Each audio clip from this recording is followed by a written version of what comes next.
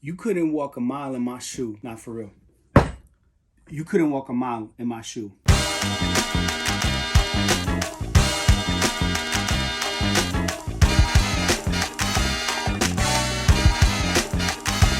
Now, because this shoe is so damn huge, I'm gonna keep it here right in front of me because I can't make it spin. I can't do anything with it other than just let it sit here. It actually doesn't even fit in the frame any other way. This Giant Puma Suede is actually a size 46, which is over 2 feet. Actually 25 inches long. Between 2008 and 2009, Puma created a bunch of these gigantic Puma shoes for select retailers as gifts. Now they made a Clyde, they made a Suede, and they made the high top Clyde. I gotta fact check what the name of that one is. Now that I think of it, they had a high top and they had another model besides the Clyde. To say that these are, how do you say, rare is probably an understatement because they were never made to be sold.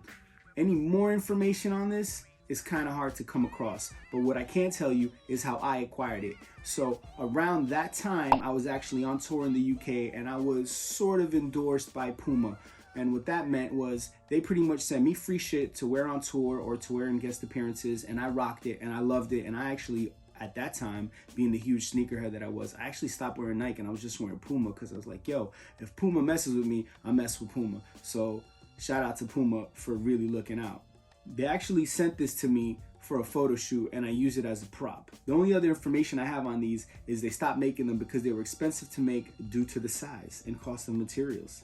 Since I don't have too much information on these actual shoes and how many of them were made and all that stuff, so here's a brief history on the Puma Clyde and its connection to hip hop from the beginning.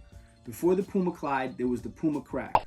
That's right, it was called Crack, and I think they should have never changed the name because that shit was dope. All jokes aside, the Puma Crack was an athletic shoe, and at that time, people weren't wearing athletic shoes for any sort of leisure. They were strictly for sports and athleticism.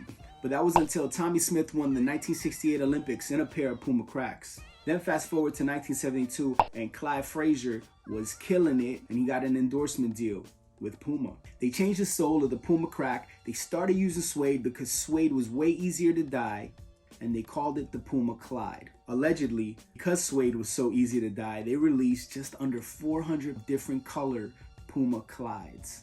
After Clyde's contract was up with Puma and they no longer owned the name, they decided to make some minor changes and call it the Puma Suede. That happened in the 80s, around the birth of hip hop in the Bronx, and this shoe was adapted by b-boys, graph writers, DJs, MCs, and even skaters.